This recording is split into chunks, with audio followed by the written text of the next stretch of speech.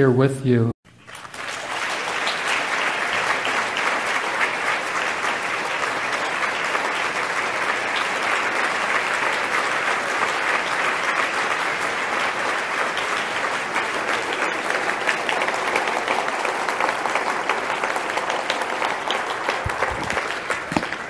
Good evening, friends.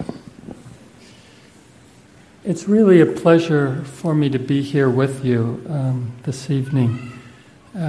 It's such an important gathering among such thoughtful believers who are engaged in such challenging areas of investigation related to the service of humanity and the application of the Baha'i teachings. And I just want to begin by saying something you already know probably very well, and that is that I'm here to share with you some ideas of my own. What I'm saying doesn't represent the views of the Universal House of Justice. You don't even have to agree with me if you don't want. I hope you do, at least a little bit, but we'll see at the end. I think that I was already very happy to participate in some of the sessions that took place today, and I could see that already the friends were deep in thought and discussion about a number of the issues that are of interest to me. So what I see is what I'm doing here is just adding more ideas to your ongoing conversation. It's something that's already underway, and I just have a few things to share.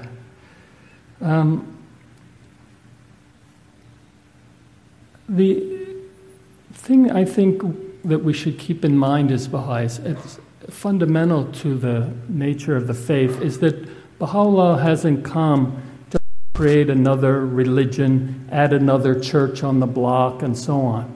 Our mission as Baha'is is something much more profound than creating another organization. It's really about something fundamental to the social reality of humanity. Baha'u'llah talks about the idea, he urges us to strive to translate that which hath been written into reality and action. He also talks about the idea that the object of every revelation is to effect a transformation in the whole character of mankind, a transformation that shall manifest itself both outwardly and inwardly, that shall affect both its inner life and external conditions. Otherwise, he says, the futility of God's universal manifestations would be apparent. So we have a world out there, it's shaped in a certain way. It's a social reality that reflects the will of human beings. And built within that structure are patterns of injustice, oppression, prejudice, extremes of wealth and poverty, all kinds of imbalances in the social order that people structure it that way because they gain benefit from it. In the Kitab-i-Gan, Baha'u'llah talks about the idea of the oppression that would affect people, and they would not know where to turn to find God, and they would be led by leaders who were pursuing their own self-interest. And he talks about the idea that in idle fancy, they find the doors of material wealth. But in the call of the manifestation, they find only the call for self-sacrifice. And so naturally, he says, they prefer the one and they reject the other. So our challenge as Baha'is is to really understand these forces that are at work in the world and to look at Baha'u'llah's teachings and figure out how do we translate his teachings into a new social reality that will reflect justice, order, peace, unity, the oneness of mankind, and so on. And that's a challenge that we'll be pursuing throughout the entire dispensation. Shoghi Effendi talks about the idea he gives some insights with a few quotations about the challenge that's before us. For example, in the area of economics, he explains that the central figures of the faith were not technical economists, and that there's no recipe for how to create a new economic system in the teachings. But what there are principles, concepts, certain methods like consultation and so on, that Baha'i economists will use over time, generation after generation, until they do create a new economic order, one that reflects more the justice that Baha'u'llah intends. He says, Shoghi Effendi says something very similar about education, that there's no system of education embedded in the teachings. Again, principles, comments, statements, methods that Baha'i educators will have to work with generation after generation until they bring into the reality, until they translate the concepts and ideas into a reality that reflects Baha'i education, and then we see its impact in the world. Abdu'l-Baha, in The Secret of Divine Civilization, said that the world of politics is like the world of man. He's a seed at first, and then passes by degree to the condition of embryo, fetus, and so on. And he says the political world in the same way cannot instantaneously evolve from the nadir of defectiveness to the zenith of righteousness and perfection. Rather, qualified individuals must strive by day and by night, using all those means which will conduce to progress until the government and people develop along every line from day to day and even from moment to moment. Now, this is our challenge then. We have to commit ourselves to this process, 1,000 years of effort to learn how to translate what's been written into reality in the world. And this is not an easy thing to do. We have to struggle with it. We have to recognize we're not perfect, that we'll make mistakes, and that we have to learn how to do things better over time. We have to recognize, as Abdu'l-Baha said, that all forms of human knowledge are limited. And so we have to strive for a better understanding of the revelation and a better insight in every field of endeavor to learn how to translate the teachings into action. Without learning and action, we're caught in an endless circularity. We can't determine that one way of doing things is better than another. So we can't promote all things because we endlessly go around in circles. But if we can determine what becomes more effective than something else, then we put our one foot before the other, step by step, to create a new civilization.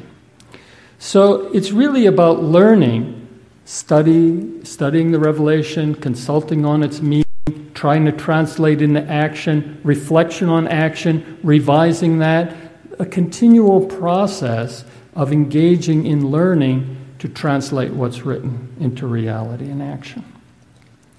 Now, before commenting a little more on the challenge that you all face in working to translate the teachings into reality in the various fields that you work in to transform this social reality that we live in, it's worthwhile to look at the experience that we've had over the past 12 years in terms of our expansion and consolidation work, because this is an area where the House of Justice some years back in the 4-year plan talked about the idea that our community had experienced a change in culture, and that this culture was based on an attitude of learning, on a foundation of learning.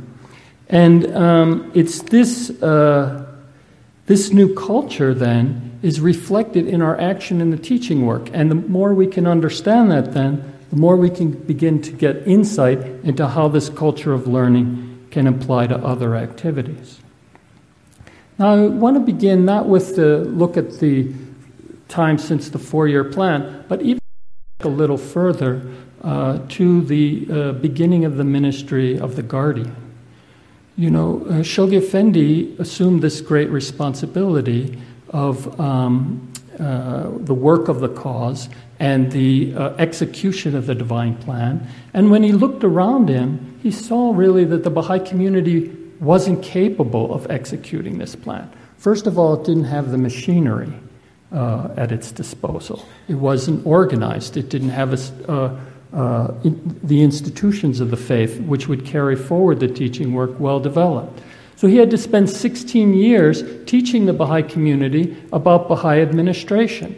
And all kinds of strange things which would be happening, which we would consider it very strange today, but the Baha'is didn't know about administration. So, for example, you would go to the National Convention in the United States, and the Baha'is would start nominating people to be elected as a member of the body of the National Spiritual Assembly. So bit by bit, through the whole process, what's the convention about, what are assemblies about, how do you form them, what are the bylaws, all these things step by step, Shoghi Effendi had to give some guidance. The Baha'is would do some things, he would give them more guidance until gradually this pattern emerged. There was a similar process of learning by the Baha'is about the teaching work that was guided by Shoghi Effendi. So, for example, take the idea of pioneering. In 1939, Shoghi Effendi wrote to the Baha'is in India and Burma, and he said, "Those believers that have the means and also the capacity to teach should be encouraged, no matter how great the sacrifice involved, to settle in these virgin territories until such time as a local assembly has been constituted, or at least a group of firm believers formed that can safely and gradually evolve into a firmly organized and properly functioning local assembly." This policy of teaching by settlement, which the Guardian has also advised and indeed urged the American believers to adopt, has been proved by experience to be the most effective way of establishing the faith in new territories, and he therefore confidently recommends it for adoption by your assembly. Now look, this idea we take for granted, the concept of pioneering. We can't imagine a plan that wouldn't involve pioneering internationally or on the home front.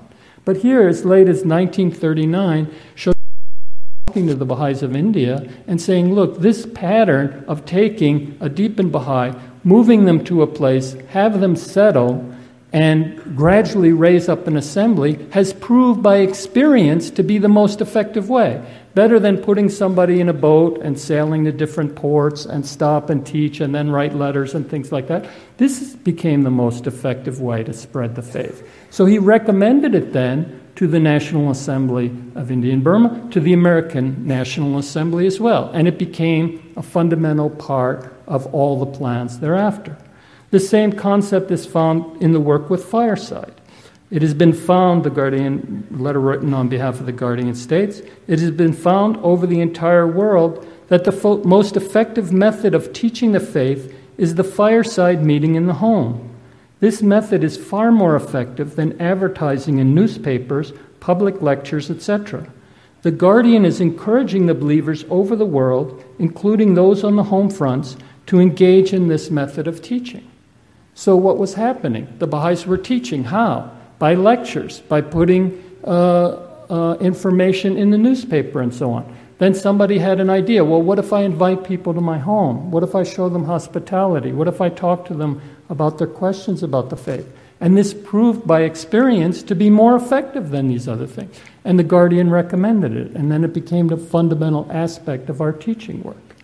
So this idea of learning over time is a fundamental aspect of putting the teachings into action. And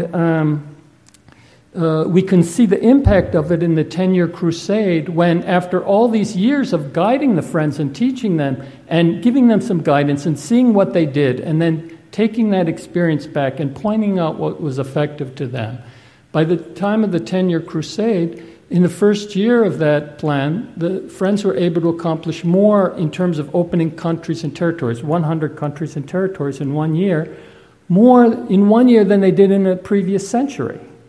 And in the course of that 10-year crusade, something like over 40 national assemblies were formed in 10 years, when up to the previous 100 and some years, at the start of that plan, there were only 12 national spiritual assemblies. So this ability to receive guidance, learn how to put it into action, see what proves to be most effective, receive more guidance, has been a pattern throughout the ministry of Shoghi Effendi and continues now under the guidance of the House of Justice. We should see in this that the concept of divine guidance is not separate from the concept of learning. Divine guidance does not mean, whether it comes from Baha'u'llah or Abdu'l-Baha or through the Guardian or now through the guidance that's received from the Universal House of Justice, it doesn't mean that the friends shouldn't think, that they don't have to be creative, that they don't have to try and learn things. The guidance comes, and then the friends have to act on that guidance. And as a result of that action, things prove to be effective, and then the center of the faith can point to that kind of action. We've seen repeatedly the same thing occur in the 4-year plan, from the time of the 4-year plan on. Here we were faced with the challenge of large-scale growth, which began during the time of Shoghi Effendi. Thousands and thousands of people would become Baha'is in one community, and then the process would break down because we didn't know how to deepen them, how to consolidate, how to raise up assemblies, and so on. This pattern repeated itself for nearly 4 decades, from near the end of the ministry of the Guardian up until 1996. At one point, we had 1 million people become Baha'is during a 2-year period in the 6-year plan, just before the Holy Year, and then we didn't know what to do with all the folks. We lost most of them. The process came to a crashing halt again. So the House of Justice in 1996 looked back at this body of experience and then set us on a more systematic pattern of learning about growth. For example, they talked about the importance of the Training Institute. And at the time in 96, they said, have courses at a central location and courses at a distance. But, well, people knew what courses at a central location meant. They didn't know what courses at a distance meant until people did different things. And then somewhere, somebody sat down and they took a small group and they had a tutor and they taught them, and that proved to be effective. The idea of a study circle was born. So in 1996, you see no mention of study circle. By 1998, study circle was promoted as a fundamental approach to implementing the work of the Institute. As another example, after the 4-year plan, in the 12-month plan, the House of Justice called for the establishment of area growth programs. And this was done in only a handful of places, about 27 places. And so the friends didn't quite know. They had to match growth with training now that the Institute was established, but they didn't know what that should look like. So in one place, they picked a couple villages, and they said, we'll have an area growth program in these 2 villages. And then it turned out most of the people in those villages were already Baha'is. And the rest knew about the Baha'i faith and didn't want to become Baha'i. So the growth program died before it even started because there wasn't anybody to teach. The area was too small. In another place, the friends identified a very large area, but then the Baha'is were so far apart that they could never get together, they could never talk, they could never plan what they could do, and the process also ground to a halt. So out of these 27 area growth programs, out of these experiments for area growth programs, none of them worked. But the insights that were drawn from them laid the basis of the 5-year plan in 2001. So the House of Justice was able to describe certain prerequisites for success and certain characteristics like expansion and consolidation need to go hand in hand. But interestingly, in 2001, it couldn't describe what an intensive program of growth would look like. It just described some of these features and then talked about the idea of clusters and then encouraged the friends to go on and try to figure out what that was. And it took until 2004 before the first framework of an intensive program of growth emerged, in which there was 3 of activity, and it began with reflection and planning, and then there was an intensive teaching phase, and that was followed by a consolidation phase, and that proved to be effective. And then that was the pattern that emerged. So that by 2005, the launch of this 5-year plan, the House of Justice could describe this in great detail and then say, let's have 1,500 of these intensive programs of growth. So it would have been nice if in 1996 the House of Justice told us what they told us in December 2005. Well, why didn't they? Well, they can't do it. It doesn't work that way. It's not about a crystal ball that looks into the future. It's about God gives the guidance, which tells the friends what they should do. We know that's the direction we should go in. But then we have to act, and we have to figure out what it looks like and what works in practice. Now, along the way, we make a lot of mistakes when we do this. This idea of learning is not like applying some magic formula. So we did all kinds of crazy things as we sincerely tried to apply the guidance. For example, at one point, it proved to be effective to have non-Baha'is participate in study circles, and many became attracted and they became Baha'is. Somehow the idea got out, now the idea is to send our friends to study circles, so don't close down all your firesides and don't have firesides anymore. Well, of course, the House of Justice didn't say that. So things happened, it went that way, and then people wrote, and then the House of Justice responded, no, of course not. And so we should have our fireside, and we should have our study circles. So there were many examples like this. Learning doesn't take place in an easy way. It's something that initially human beings, because something new is hard and complex, we reduce it down to a kind of a rigid formula. And then we try to work at it like that. But it doesn't work until we gain more experience. And this, many studies have been done about how human beings acquire new skills. And this is the pattern that it shows. If you're learning how to play chess, for example, you're just worried about how the pieces move. Eventually you become an expert and you learn the standard openings and how to control the board and things like that. Eventually you become a grandmaster, and then there's all this intuitive knowledge, and you think 20 moves in advance and so on. Well, that's the nature of the process we're engaged in as well. At the beginning, it's very awkward. We make mistakes, but gradually, as we become more expert, it becomes smoother in practice. Now, friends, these are just some of the examples. The process continues. In the past year, we've learned a lot about the teaching work, for example. And we've seen a doubling of enrollments in the second year of the plan over the first, through things like using resource people and having collective projects aimed at receptive populations and being more direct in our teaching rather than using indirect methods. All of these things have helped us gain another level of progress. But then we face again the same challenges in clusters where we enroll a lot of people. Are we balancing expansion and consolidation? So we have to ask ourselves that.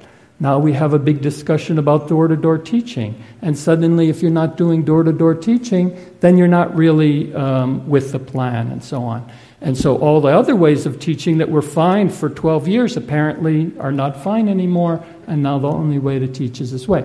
Not that this isn't an effective way, but this is another tool then in our arsenal for certain populations done in certain ways. This becomes an effective way. And some of the friends can dedicate themselves and become effective at that.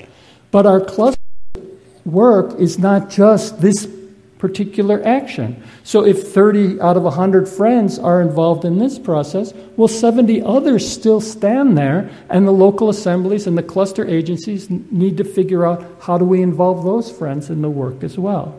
So every step forward, every new learning brings with it new problems, and then we have to tackle those problems. The only big problem is if we have the same problem over and over again. So we just need new problems, and when the new problems come, we can be happy. But they're not going to go away for 1,000 years, and then another manifestation will come and create a whole other list of problems for you. Now, friends, you've seen now in this most recent Rizvan message, the House of Justice has identified the fact of this great progress that has taken place now after 12 years, and the exciting things, both quantitative and qualitative, that are happening in the clusters. But they also added another interesting paragraph where they talk about now gave a little hint about what lies in the future. They refer to the call of Abdu'l-Baha, the two calls to civilization. One is the call of civilization itself, the progress of the material world. The other, the diffusion of the divine teachings. These are both arenas for action. And the House of Justice adds, as you continue to labor in your clusters, you will be drawn further and further into the life of society around you, and will be challenged to extend the process of systematic learning in which you are engaged to encompass a growing range of human endeavors. In the approaches you take, the methods you adopt, and the instruments you employ, you will need to achieve the same degree of coherence that characterizes the pattern of growth presently underway. So it was necessary for us to focus on this fundamental aspect of growth. It's like the embryo, the zygote, the first fertilized cell. If this cell represents a human being that wants a degree in economics, it can't just kind of go out there and enroll in a university. Its first job is to get 2 cells, and then to get 4 cells, and then 8 cells. It has to multiply. And when there's enough cells, then some can become the brain, and some can become the kidneys until you have a baby born. And then that baby continues to grow and develop until finally then it goes and enrolls in the university and gets the degree in economics. So our challenge is the same. As long as we're small, we can't do much to transform the old world order into this new social reality that Baha'u'llah wants us to create. So we could spin our wheels forever, or we could apply this systematic learning and solve the problems of growth. And in a 12-year period, we have effectively solved a problem that has been around since the end of the ministry of the Guardian. So almost a half a century, we've been dealing with this problem. Now we've learned how to deal with it. And it sets the stage, as the Rizvan message says, that we can begin to look ahead at how we'll be involved, because it's not now just about more growth and more growth. Now it's about what to do with those cells and organs and how they integrate together. So there are a number of activities then. The House of Justice now hasn't described what this implies. I'm going to offer you a few of my own ideas. I think one thing, for example, I think it's at least 3 areas of a greater involvement with the community beyond us.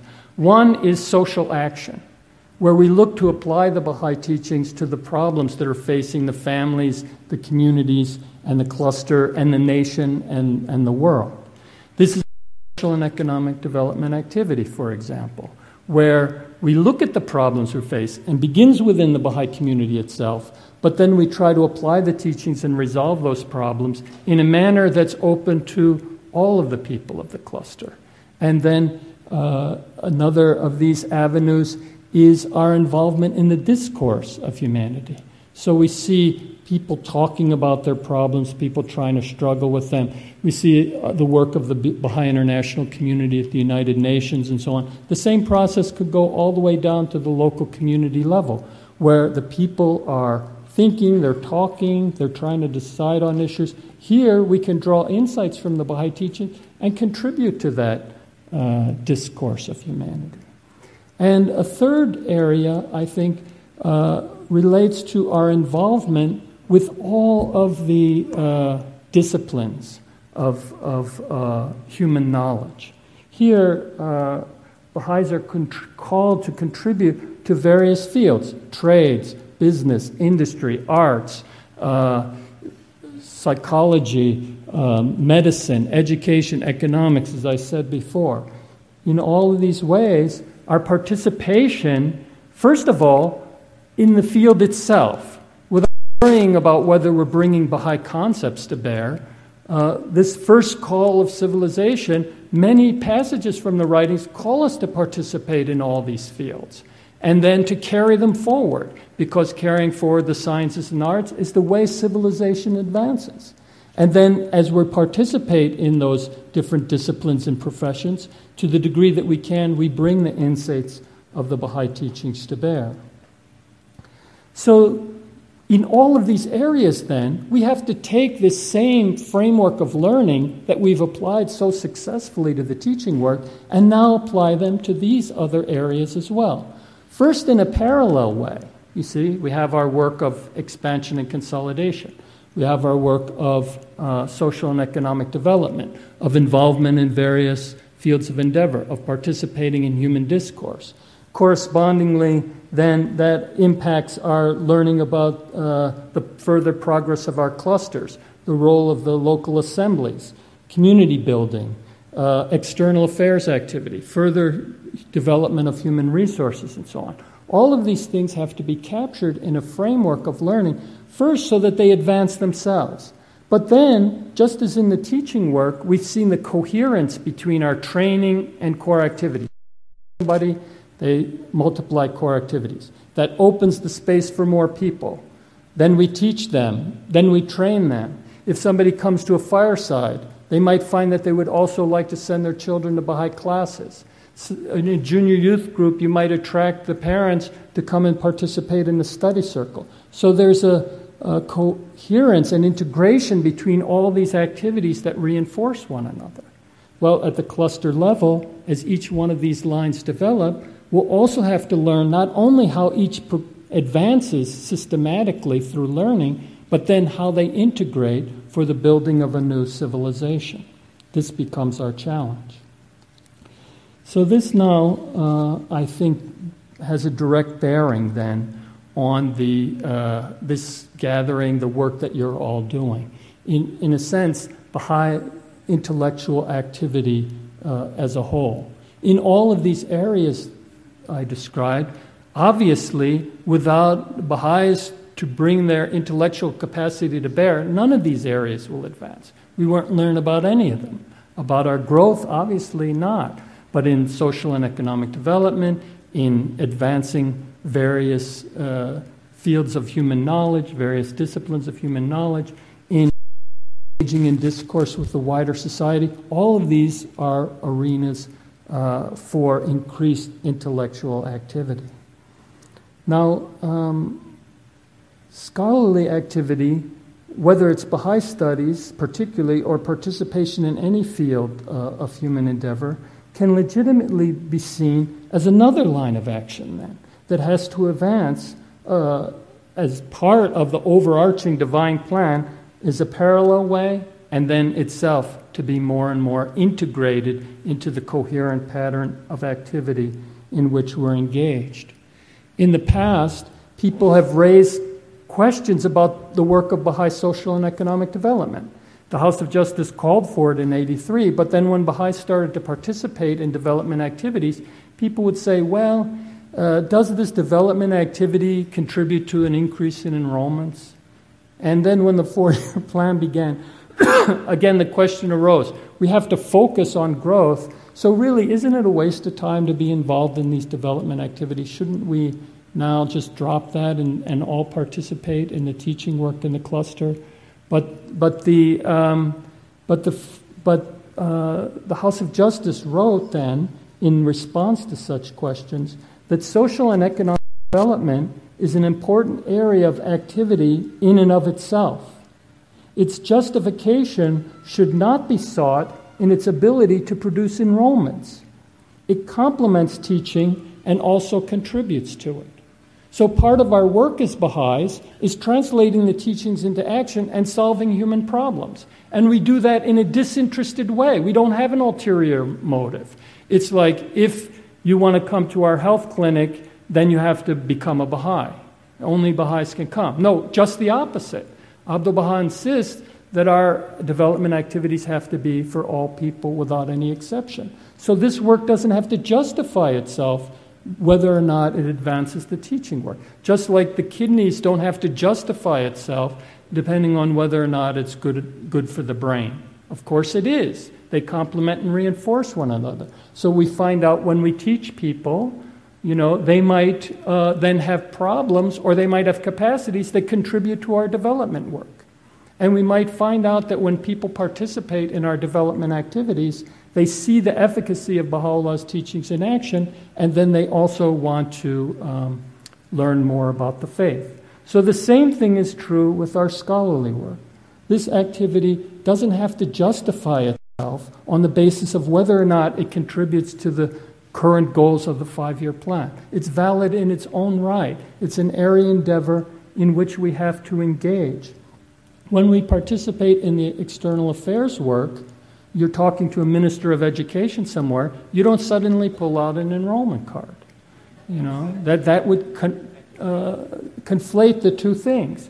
Well, it's the same thing, really, in our work. If we're writing a scholarly paper, we don't have to put quotations from the writings in it. It might be relevant in some cases. It might be acceptable within the framework of that particular reason for that paper being written, but it's also acceptable if we're advancing the field of knowledge.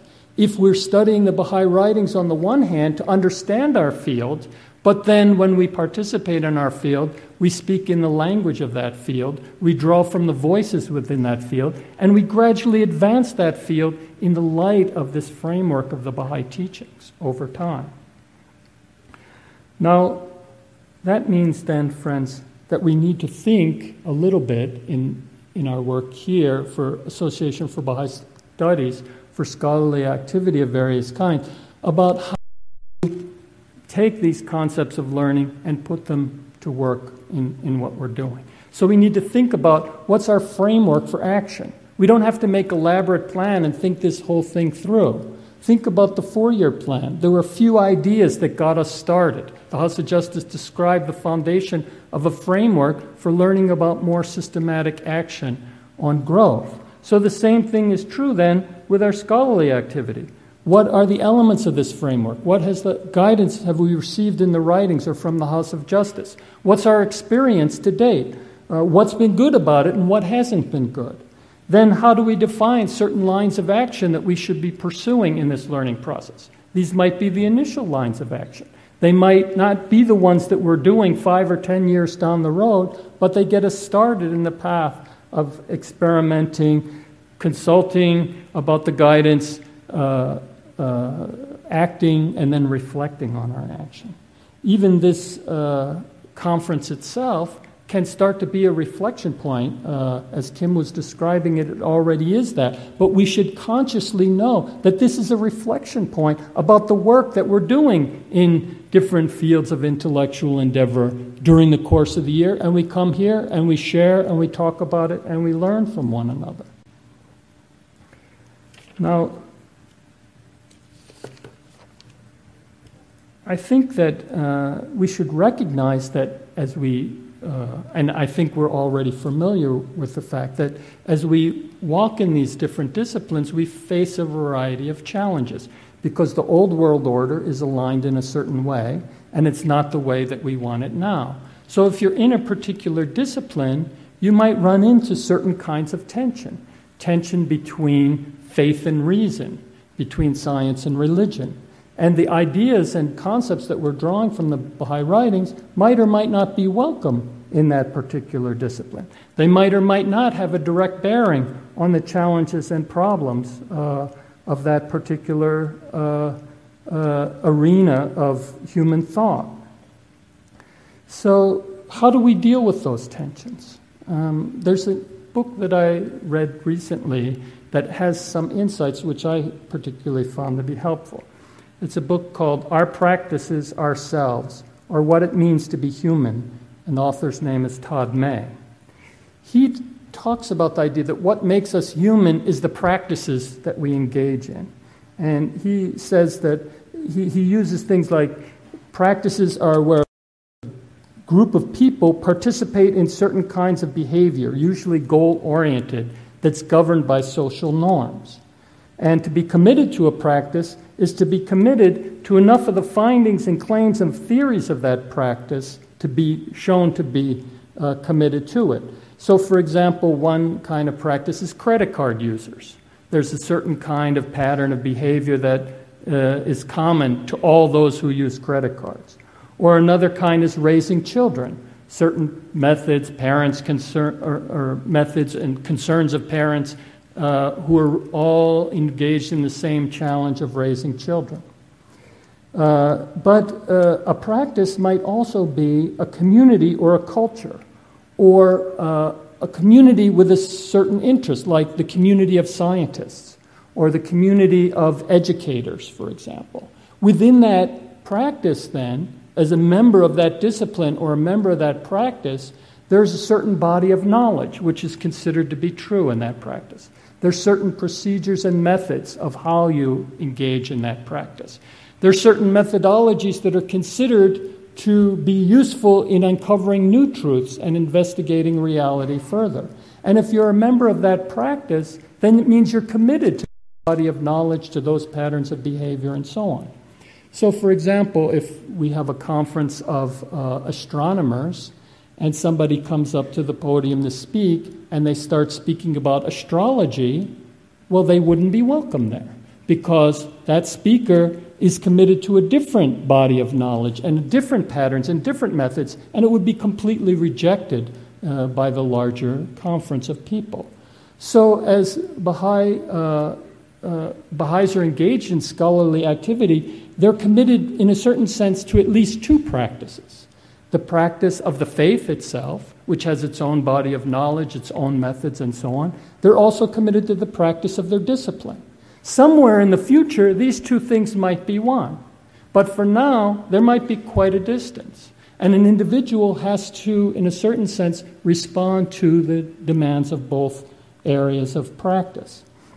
And some years ago, Moujan Momen wrote a paper where he talked about the particular challenges that Baha'is who were in these two arenas face. And he talked about the idea that the method he preferred was that the Baha'i engaged in scholarly activity should write material that satisfies both the academic community and the believing community. So you stand in both arenas of practice, and you write something that can be, of course, as a historian, you're right to say, well, I have to respond to the demands of my discipline, otherwise no historian would take me seriously.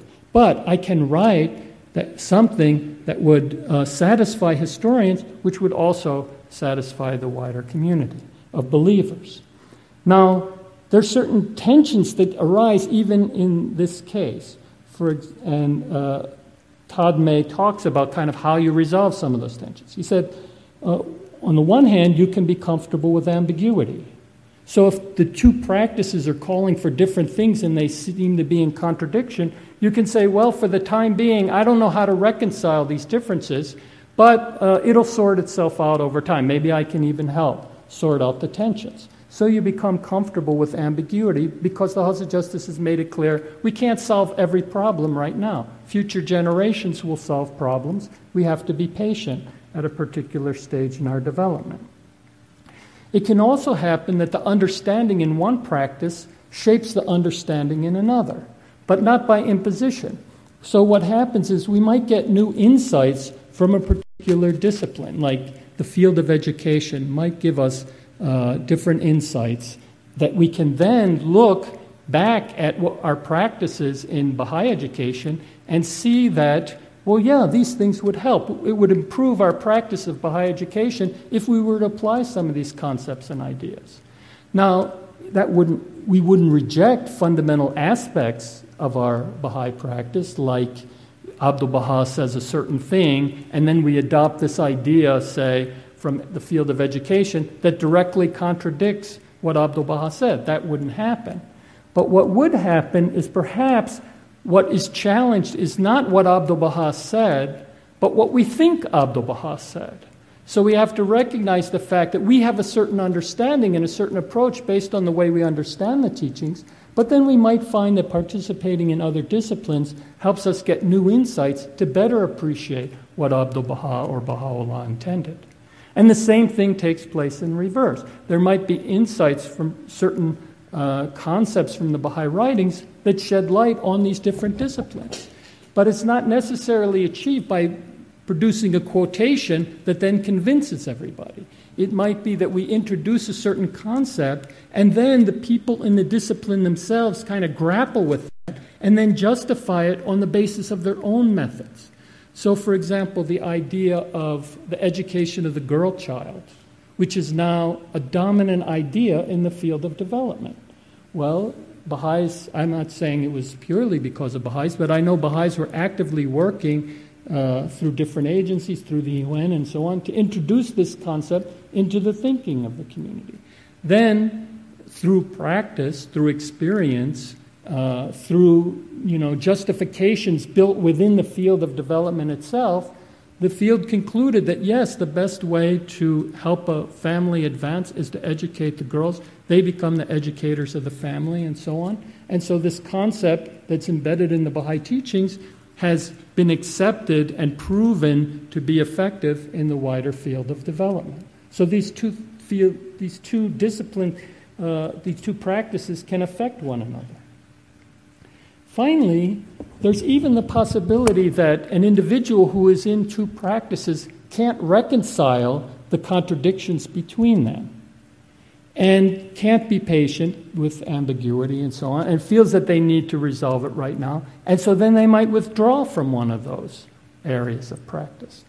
In all three of these areas outlined by there are also quotations from the House of Justice that reflect the same thing in its discussions about Baha'i scholarly activity and so on. So these are different possibilities. But what isn't acceptable is that an individual participates in two different disciplines and accepts contradictory truths in both one and acts, as if the truths of one don't affect the reality of the other. That's an extreme relativism, which isn't acceptable. So I think that this area then might give some insight into how we can approach our participation in both of these areas of practice, whatever our discipline is, and how we can begin to resolve some of these tensions until these practices grow more closely together. Another point I want to make is about the nature of Baha'i scholarly activity itself. We engage in a wide variety of activity. It might be, for example, apologetics, which is very directly related to the faith, and then follow a continuum of less and less direct input from the Baha'i writings to advancing a particular field for its own sake. Maybe I'm an auto mechanic, for example, but the most I can draw from the Baha'i teachings is the concept of honesty, and then I run my business in an honest way. But there's not much in the Baha'i teachings that talk about, how a car engine runs or something like that. But even that, then, that little bit could have a profound impact on the whole field as people suddenly see an honest mechanic and rush to bring their car to that person. And everybody then has to change their behavior if they're going to stay in business. So if we then look, in a certain sense, for a kind of metaphor that describes the overarching work of Baha'i scholarly activity, I think that we can look at a number of concepts. And I'm not talking now about the method of a particular discipline. I'm talking about the meta-method of Baha'i scholarly activity. First of all, the learned Baha'i isn't a gatekeeper or a priest. The Baha'i community doesn't sit idly by its side waiting for Baha'i intellectuals to tell them what the teachings mean so that they can go on. That doesn't mean that somebody expert in languages or in history or in religion can't find certain insights that are instructive to the community and that enriches its understanding. But the community doesn't depend on that. It doesn't wait upon that. The learned Baha'i isn't an anthropologist of the Baha'i community. The goal is not to describe the community as it is now. We know that the Baha'i community of the future will be different than this one. So we might get some insights, but what is defined now is not what the Baha'i community will be in the future. The learned Baha'i isn't an archaeologist. It's not that the truth of the faith lies somewhere in the past and somebody has to dig it out and tell us what it is. There's a constant process of evolution and advancement, and over time we're gradually drawing closer to what Baha'u'llah wants us to be. The true meaning of what he wants lies in the future, not in the past. The learned Baha'i isn't an artist. It's not, the Baha'i intellectual activity is not to take from the teachings whatever you want and combine it in any way you want. There's an intended meaning there. We have to struggle. It doesn't mean that we don't need creativity, but we have to try to understand Baha'u'llah's purpose and find that purpose in our action in reality. The learned Baha'i isn't an impartial observer. It's not possible for a Baha'i to stand back and look at the faith as if it's some kind of molecule or object for study, as if whatever the investigator does doesn't have an impact on the community itself. I think that the learned Baha'i is more like a scout who participates in some kind of journey or expedition into unexplored territory. It's somebody who actively participates in that journey, but has specialized knowledge and skill and experience that informs various aspects of the work as the Baha'i community struggles to make progress. So it might be constructive insight into the past, present, or future, technical capacity for certain kinds of study, problem posing or problem solving, or defining cultural and intercultural relations. On that journey, the learned individual doesn't have authority, but makes a vital contribution, and like any other participant, is fallible and learns over time. Now, friends, I want to conclude with a few comments. Baha'i scholarly activity is vital to the progress of the faith and its engagement with the wider society. The fruits, however, will only be realized as the culture of learning that's beginning to emerge in the field of teaching and development increasingly takes root in our work for Baha'i studies. Any tensions that obstruct such pursuits have to give way to a community of inquirers that engage in an ongoing conversation using sound hermeneutical principles, involved in consultation, action, and reflection, conscious of their role and influence as an integral part of the Baha'i community, and as members of the practices in which they participate, the professions and disciplines in which they participate.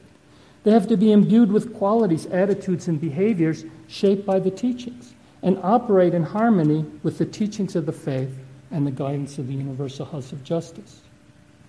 This culture of learning is characterized by error in achievement and by periods of ambiguity or of consensus, punctuated by valuable new insights. In a culture of learning, Baha'i academic specialists and all those generally engaged in intellectual activity will find personal fulfillment in their chosen discipline and also contribute their share to the progress of the faith and the progress of society.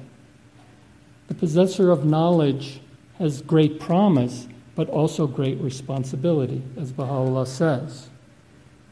Know thou, he who is truly learned hath acknowledged my revelation, and drunk from the ocean of my knowledge, and soared in the atmosphere of my love, and cast away all else besides me, and taken firm hold on that which hath been sent down from the kingdom of my wondrous utterance.